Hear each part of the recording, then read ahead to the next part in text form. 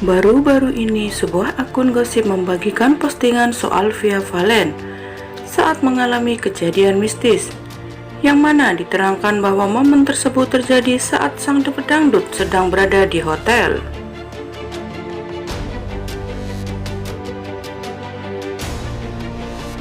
Dalam video unggahan akun gosip Intan Nyinyir, terlihat Via sedang berada dalam salah satu ruangan untuk merias diri, yang mana pada saat itu seorang hairstylist sedang menata rambut Via. Sementara itu, pedangdut asal Surabaya, Jawa Timur itu tampak berbincang dengan seorang pria.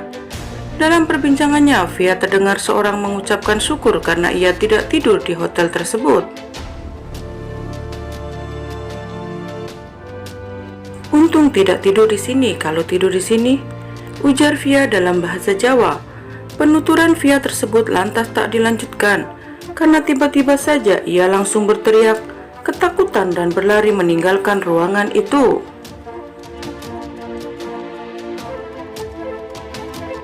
Diduga sikap Via tersebut terjadi karena tiba-tiba saja ia mendengarkan suara aneh. Dan sepertinya tidak hanya Via yang mendengarkan suara aneh tersebut. Para sang hairstylist yang tadinya berdiri di samping Via juga ikut teriak dan berlari.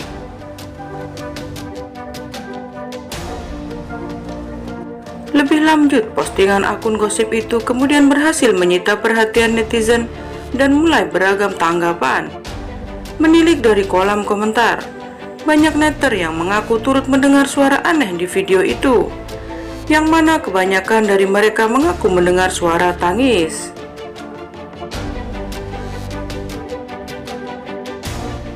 Namun di sisi lain, ada pula yang menyebut bahwa ada suara orang sedang menyinden. Netizen lain malah ada yang mengatakan mendengarkan seperti suara orang jatuh dari ketinggian gedung.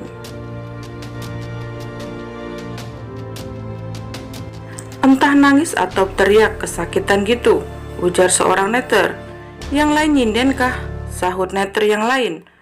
"Lebih kayak suara cewek yang lompat dari gedung buat bunuh diri sih dari teriakannya. Cuma diulang terus deh, jelas banget padahal nggak pakai handset," timbul akun lainnya. "Iya kayak cewek teriak," ujar netizen lainnya.